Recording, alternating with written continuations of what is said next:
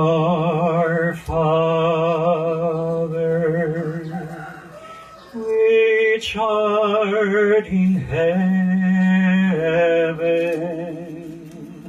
hallowed be your name.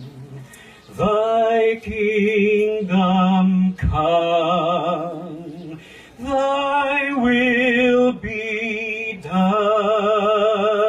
on earth as it is in heaven.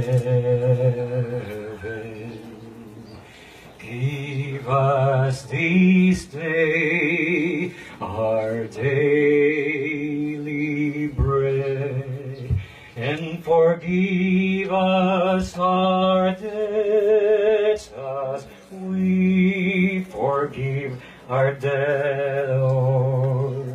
And lead us not into temptation, but deliver us from evil.